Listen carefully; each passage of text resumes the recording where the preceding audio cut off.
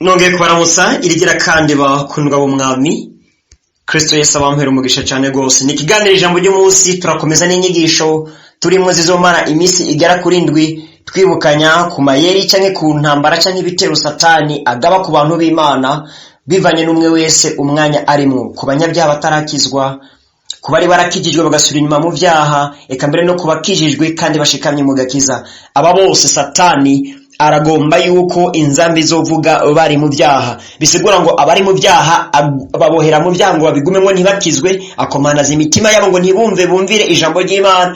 Abasubiye inyuma bakava mu gakiza agomba noneho bagume muko gusubira inyuma kwabo, bagume muri uko kugwa kwabo no kuyoba kwabo kugeza Yesu agaruze canke urupfu rubatwaye. Abari mu gakiza nabo naho wo buri reverend pasteur canke apotre, uko amatitre yanyu agenda atandukana, bunumvise noneho amatitre ari menshi cyane gose, abona bara representer legal, peu importe ukubungana kose. Satani yubahuse Yesu Kristo umwana w'Imana akamugerageza, ntabwo yatinya titre yawe. Rero bari mu gakiza Satani aragomba ngo bagwe, abatera ibitero ngo bagwe. Imana idufashe cyane. Mu minsi ishize twarayazi bitari bikeya, kuri uno munsi turavugana kuba Kristo bananiye Satani gutahasi. Ubushize twavuganye kuba Kristo bari mu gakiza ko agerageza ngo abate mu vyaha, ariko hari uwinana atakavuga ati jewe na Yesu Kristo twaramatanya karamata, twarabaye umwe, ni jewe na Kristo, ni Kristo na jewe, simvako bumiye kwibanga ry'agakiza. Ariko kandi niba wafashe ingingo nk'iyo, ni intambuko nziza wateye mugabo si ya nyuma, nawe Satani araguhiga. Imana idufashe cyane. Rero kuba Kristo bananiye Satani guta hasi, abo Satani yabarekeye mu rusengero no mu bikorwa by'Imana, arabareka baramunesha ku byaha nka byose, mugabo nawe abana kimwe canke bibiri yugariye ko cyagumye muri bo, kandi byanse ko bakihana ngo bagihebe. Ari dufashe cyane. Yigeze ngaha ntarabandanya, urashaka kuvuga uti jewe Satani naramunaniye gusubira inyuma mu vyaha, kandi ukadondagura liste ndende y'ibyaha byose ushobora kuba warihanye ugaheba, ariko nta cyaha cyama cyagutsinze buri munsi. Imana itubabarire cyane. Harabo usanga inzigo yarabagumyemwo kandi no kuvugishwa baranavugishwa, harabo usanga ukwifuza no bushakanye byarabagumyemwo kandi arabaririmbyi bagahibongoza mbere n'abamarayika bakuruka kumviriza. Umwe wese akwiye kurimbura no kuba maso cyane. Imana nigomba ko tuboneka ko gasenga cyangwa amarabaga cyangwa umugayo, igomba ko twera tukera de nkuko nayo ari iyera, igomba ko dutungana tugatungana hose no muri byose nkuko nayo itagira gasembwa cyangwa amarabaga cyangwa umugayo.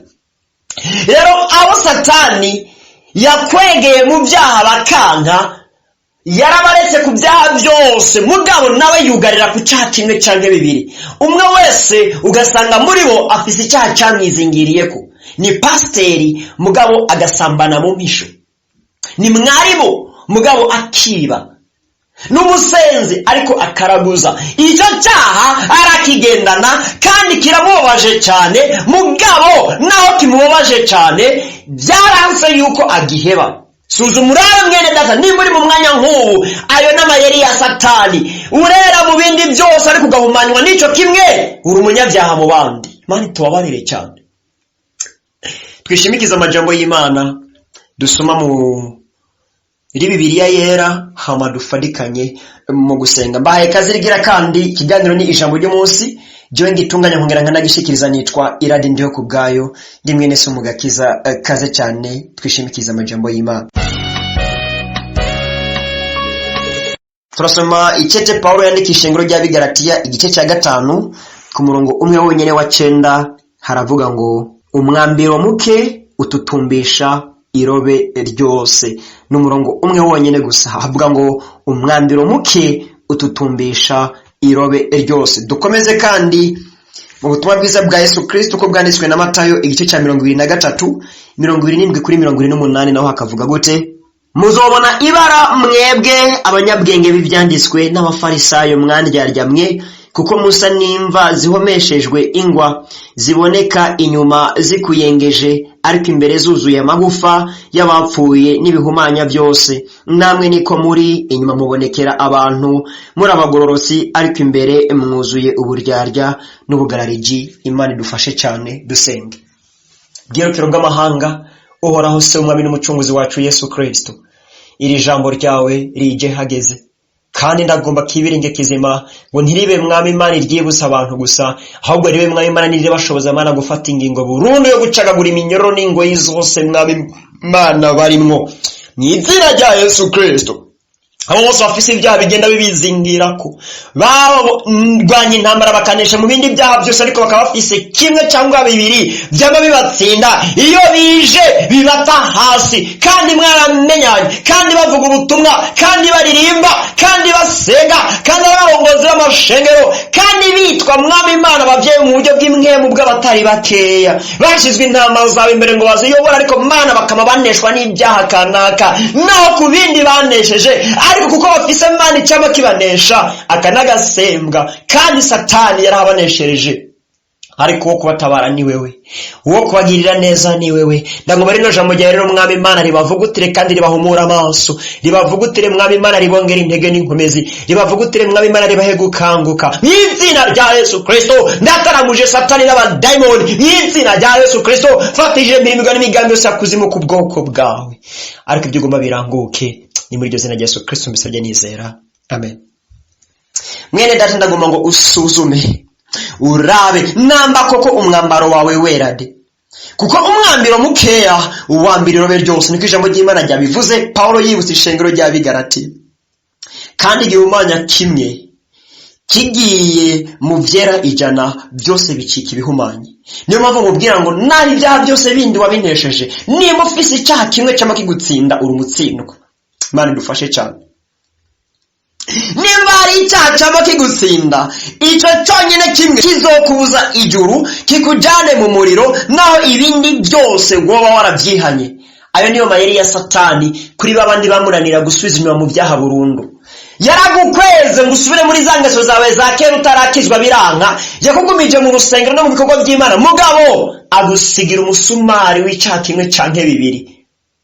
Ivyo nyene uragenda ku rusengero ukavuga ubutumwa, uragaragara mu bandi yuko uruwera rumugororotsi, mbere abantu baragushingira intaye nyinshi cyane, mugabo uri wenyene mu mpisho hari icyaha cyama kigutsinda. Nimba ari kunywa inzoga, nimba ari kunywa itabi, nimba ari gusambana, nimba ari kwisambanya, nimba ari kuraguza, nimba ari akaboregwe, ico naho utagikora mu maso y'abantu, kuko abo Satani yagwishije burundu bakava mu gakiza bakagwa, ibyaha bikora ku mugaragaro. Babwera inzoga mu kabare, basamanya mu nzu zo gusambaniramwo, batukana ku mugaragaro, baraguza izuba riva, kuko bo bari baramenye Imana, ariko Satani arabatera ibitero baraneshwa, abasubiza inyuma mu byaha.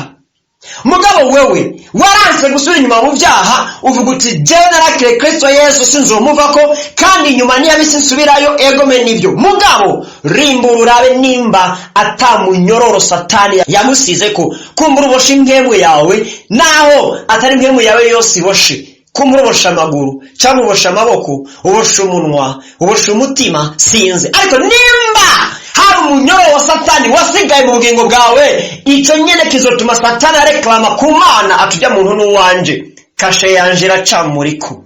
Mane dufashe cyane.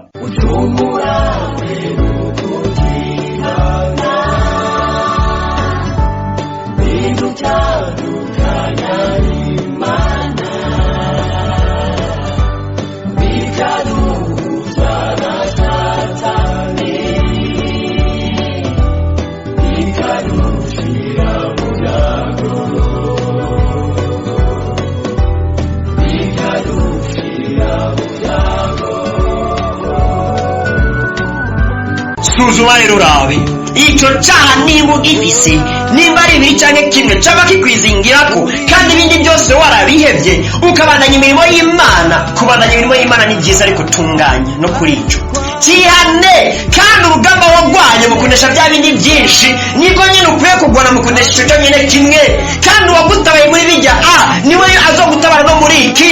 Gusa wowe fata ingingo. Ndashaka kwanda kivuze iki ukacamva mu mutima uvuze ati none uyu mukozi w'Imana ariko arambwira iki, ni kangahe nanisonzesheje kubwa kino cha eganaje birambabaza.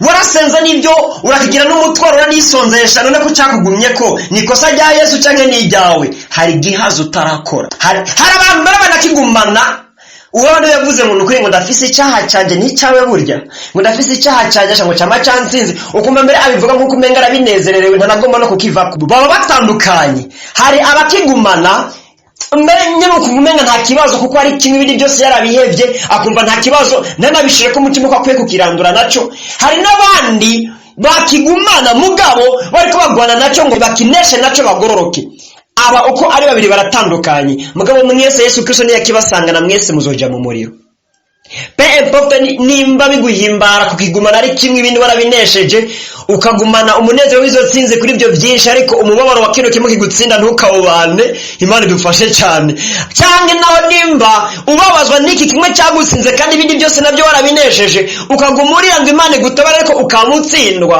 pe importe umwanya uhagaze ariko Yesu niye akigusangana cyangwa ukagipfana mu muriro niyo herezo ryawe rero iri jambo rije kukwibutsa Yesu arabwira abanyabwenge n'abafarisayo ati mwebwe muhagaze imbere y'abantu muri mwishengero muri mu bikorwa by'Imana muboneka ntabera mugabo imbere indani murimwo ubugarariji murimwo kwipfuza murimwo ubushakanyi mwuzuye ibihumana abagereranya n'imva ugiye mu buburi buteye imbere ndavuga ngo buburi buteye imbere apana bwa buburi usanga nyine barunda kwivu n'amashugwe bakabararangije hari ububuri usanga hariko n'inzitiro na portail Imana itobarire cyane bakazidekora cyane gose ukumva umenga bagenda kuharira amafoto abantu bagafata n'amaselfie bahageze ariko ndagomba nakubwire ngo Yesu agereranya abanyabwenge n'abafarisayo abigira b'imbere mu by'Imana abagereranya n'izo mva zigaragara nk'izikuyengeje ziriko amagagwe zisharijwe amashugwe zisize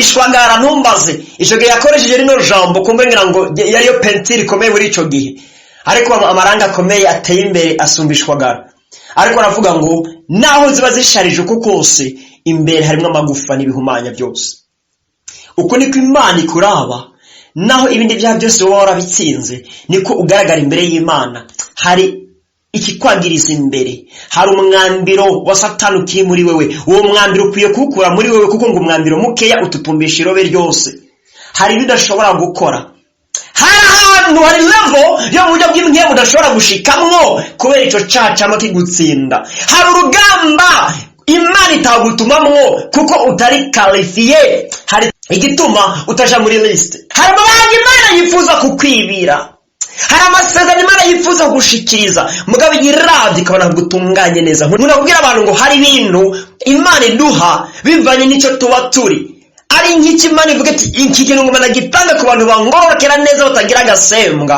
wowe ufise ku gasembwa ntukironka Imana idufashe cyane hari umugisha Imana ivuga ati uyu n'umugisha w'abantu banyiyeguriye n'ibyabo byose atagace na gato ka Satani basigaje abo iyo bahezagiye we nturonka naho uvuga ubutumwa naho uririmba naho uhanura naho usengera abantu bagatabagwa ariko nimba hari icyaha cyakwizingiyemwo ico cyaha kizatuma nawe uba umuhombe kandi gisumba ibindi byose giteye ubwoba kurusha nuko ni wagipfana ijuru utazoribona Yesu niye akigusangana ntabwo uzajyana nawe mu bwami bwo mwijuru inzambi zovuga ntuzoyumva hari umwambiro wa Satani ukiri muri wewe Imana idufashe cyane rero suzuma mwene data utazoba umuhombe kandi wari buramenyanye n'Imana icyacu bakikwizingiye ko ubushize navuze ngo abantu nk'aba mu biganiro natanze tuganira ku ijambo ry'Imana ribwira abantu bivanye n'umwanya barimwo ku bantu nk'abo bafise ibyaha bizingira ko ijambo ry'Imana rikubwira ngo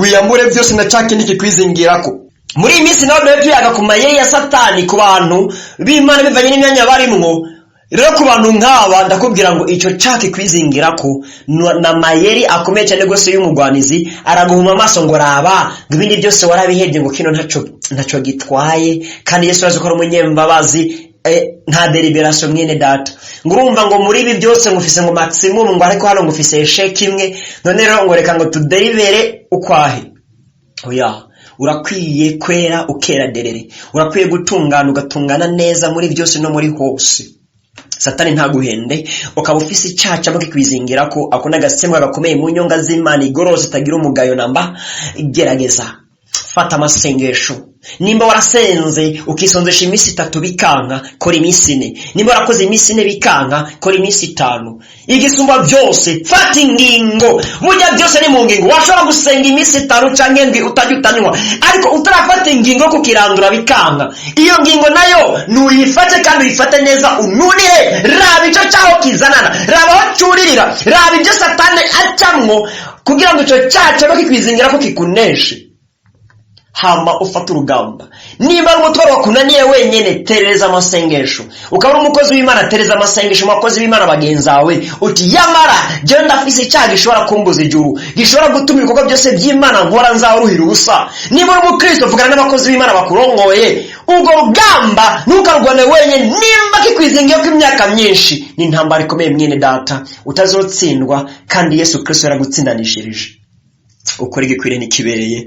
Yesu Kristo akomera umugisha. Niri jambo ry'uno munsi abajye mbise mwese Imana ibahezegire. Nuko nshuti ya Kristo, iri ni ryo jambo ry'Imana nari mfise nsangira nawe kuri uno munsi, kandi koko ukwizera kwanje nuko ryagufashije kandi ryaguhezagiye. None rero ntugigumize ko, ariko rirungikire n'abandi. Abo ufise nimero zabo za WhatsApp canke mu magroupe yose ya WhatsApp urimwo, kweregeza buno butumwa bwiza kugira ngo n'abandi bahezagirwe. Hama akaba ari rya mbere wumva buno butumwa bwiza, ukifuza ko buzokuba bugushikira inbox iminsi yose yo tubutanze, canke nimba utari bwakira gakiza ariko ukifuza kwakira Kristo Yesu nk'umwami n'umucunguzi wawe ugakizwe, canke nimba ari warakiriye gakiza ariko ugasubira inyuma mu vyaha, ukifuza imfashanyo y'amasengesho, eka mbere n'undi mutwaro canke ikindi kibazo ufise wifuza ko twagufasha gusenga, nyandikira ku nimero zanje za WhatsApp guteranya 265 99 488 tuzobigufashamwo, kandi Yesu Kristo azokugirira neza. Hama dushishikara gushimira cyane gose mwese mutubwira ko ubutumwa bwiza dutanga mu kiganiro ijambo ry'umunsi buriko burabateza intambuko, uko buca nuko bwira mukarushizaho gukomera no gukura mu buryo bw'imwemu. Eka mbere turanashimira cyane gose mwebwe mudufasha gusenga kugira ngo umurimo w'Imana ukomeze gutera imbere. Eka mbere na mwebwe munadushigikira mu buryo, kuko hari ibikorwa byinshi dukora kandi hari n'ibikoresho biba bikenewe bisaba amafaranga, bisaba uburyo. Mwese mudushigikira haba mu masengesho, eka mbere no mu buryo. Uhora Imana rushizeho kubongera intege n'inkomezi kandi abahezagire cyane. Ibikorwa byose muri ko murakora muze mu byambare nk'igitsebo kuri wa munsi. Nawe